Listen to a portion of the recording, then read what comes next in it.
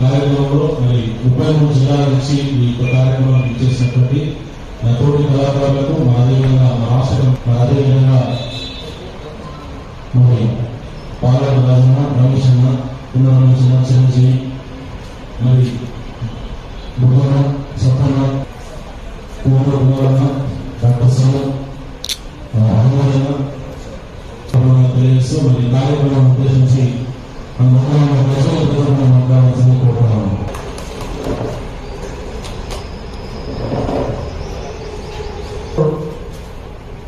విద్యార్థులు మా దోస్తులు మా బాధలు మా కష్టాలు మా కమీలు సారథిలో ఉద్యోగాలు వెంటనే రేపు జరగబోయే అసెంబ్లీలో కళాకారులను బడ్జెట్ వెంటనే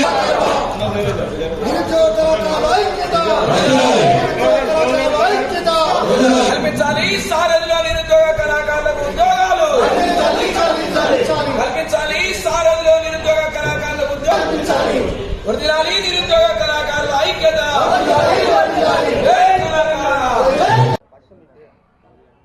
నా పేరు అనుభూతి వెంకటేశం. నిరుద్యోగ కళాకారుల రాష్ట్ర అధ్యక్షులుగా మాది హుస్నాబాద్ సిద్దిపేట జిల్లా. నిరుద్యోగ కళాకారులు అప్పుడు గోషి గొంగడేసి కాలుకు గజ్జగట్టి ఊరు తిరిగి తెలంగాణ ఉద్యమంలో కీలక పాత్ర పోషించిన కళాకారులకు టీఆర్ఎస్ గవర్నమెంటు అప్పుడు 550 మందికి ఉద్యోగాలు ఇచ్చి 1000 మంది గొంతులు కోసిన చరిత్ర టీఆర్ఎస్ది.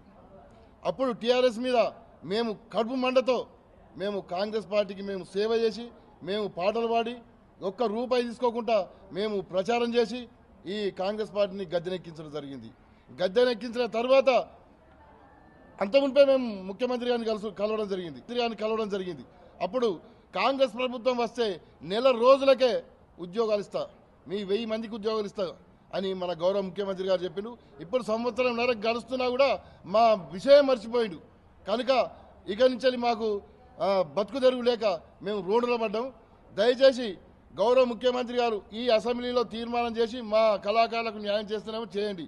లేదంటే మాత్రం 9వ తారీఖు నాడు అసెంబ్లీ ముట్టడికి మేము పిలుపునిస్తున్నాం.